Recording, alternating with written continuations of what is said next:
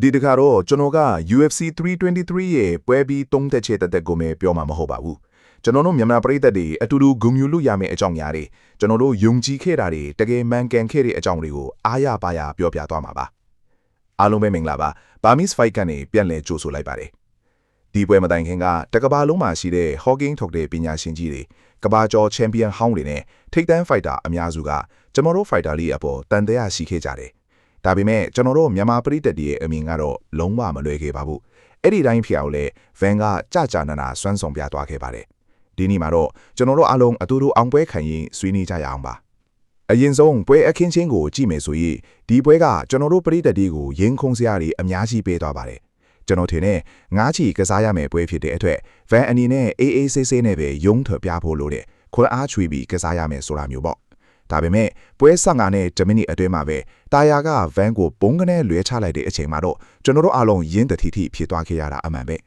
UFC Champion စင်ခိုပွဲတွေမှာပထမအချီမပြည့်ခင်အလွဲခံရပြီဆိုရင်လူတိုင်းကတွားပြီးတာယာတော့အသားစီးရသွားပြီလို့ထင်ကြမှာပါဒါပေမဲ့ဒီနေရာမှာဗန်ကတကယ့်ကိုအားရစရာကောင်းအောင်စွမ်းဆောင်သွားပါတယ်သူကချက်ချင်းကြီးဇွဲတဲ့မယုံဘူးအောက်ကနေ AACC ပဲ defense လုပ်သွားပြီးချုပ်ွက်မမိအောင်ဖြေးချနိုင်ခဲ့တာကတကယ်ကို professional ဆန်ပါတယ်တာယာကအပေါ်ကနေ4မိနစ်လောက်အသားစီရထားပြီးမဲ့ဗန်ကိုဘာမှမလုပ်နိုင်ခဲ့ဘူးအဲ့ဒီအချိန်မှာတင်ဒီကောင်လေးနိုင်မှာပဲဆိုတဲ့ယုံကြည်ချက်ကစတင်လာခဲ့တာပါဒုတိယအချိန်မှာတော့ဗန်ကစိုးရင်စစ်တွေကိုလွတ်ချလိုက်ပါတယ်လွှဲချခံရမှာကိုမကြောက်တော့ပဲသူ့ရဲ့အားသာချက်ဖြစ်တဲ့ထောက်လက်သီးတွေနဲ့ပြန်ပြီးဝုန်းပြတော့တာပဲအထူးသဖြင့်ညာလက်သီးတွေစက်တိုင်မိတဲ့အချိန်မှာတာယာဘယ်လို့မှမခံနိုင်တော့ဘူးတကယ်တော့ UFC Champion ပွဲတွေမှာအလွဲခံရပြီးမှဒီလိုမျိုးချက်ချင်းပြန်ပြီးအသားစီးယူနိုင်ဖို့ဆိုတာတော်တော်လေးခဲရင်တာဗျဒီနေရာမှာတခုတတိထားမိတာကဗန်ဟာပွဲတစ်လျှောက်လုံးခြေထောက်ကန်ချက်လုံးဝမတုံးတလောက်ပါပဲဘာလို့လဲဆိုတော့ကန်လိုက်ရင် balance ပြတ်ပြီးအလွဲခံရနိုင်တယ်ဆိုတာကိုသူနဲ့သူနီးပြတွေကကြိုးတွက်ထားလို့ပါသူရဲ့ boxing ကောင်းကောင်းကိုပဲအားကိုးပြီးကစားသွားတာကတကယ် IQ မြင့်နေကစားကွက်ပါပဲတတိယအချီကတော့ကျွန်တော်ဖင်ထိုင်လိုက်ဖင်ကြွလိုက်ခုံလိုက် online နဲ့ပဲပြီးသွားတာမှာဘာလို့လဲဆိုတော့တတိယအချီမှာဘန်ကပွဲသိမ်းတော့မဲ့အထိချုပ်ကွက်တင်နေရအောင်လို့ပြောခဲ့လို့ပါဘန်ကိုတိုင်လည်းပြောခဲ့ဘူးတယ်ကျွန်တော်ချုပ်ကွက်နဲ့နိုင်အောင်ပြနိုင်တယ်ဆိုပြီးတော့ပေါ့တကယ်လည်းအဲ့ဒီအချီမှာနီးစက်ခဲ့ပါတယ်ဒါပေမဲ့သူကချုပ်ကွက်ကိုဇွတ်မတိုက်တော့ပဲအန်ဒီယေကင်းအောင်ပြန်လွတ်ဖေးပြီးအောက်ကနေပြန်ထလာတာကလည်းတကယ်ကိုတက်တိရှိတဲ့ဆုံးဖြတ်ချက်ပါ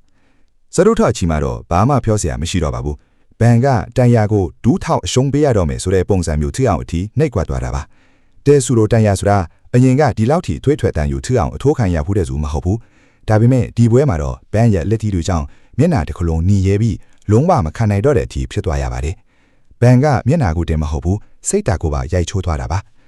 ါဒီပွဲမှာဘန်ကိုချီးကျူးရတယ်လို့သူ့ရဲ့နီးပြတွေကိုလည်းချီးကျူးရပါမယ်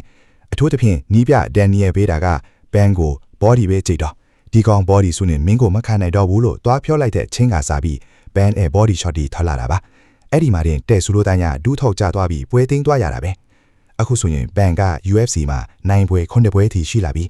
တချင်က fake champion လို့ဝေဖန်ခဲ့တဲ့သူတွေဘရာဇီးကနေလာပြီးလောင်ပြောင်ခဲ့တဲ့သူတွေအကုန်လုံးကိုပါဆက်ပေးသွားစေခဲ့ပါပြီသူဟာတကယ် real champion ဆိုတာကိုတကဘာလုံးလက်ခံသွားအောင်ချော့ပြသွားတာပါရှေ့လျှောက် flying weight တန်းမှာဘသူကလာပြီးအားကျရဲုံမလဲ striker တွေနဲ့လည်းရှင်ထိုးခဲ့ပြီး ground သမားတွေကိုလည်းအနိုင်ယူပြပြီး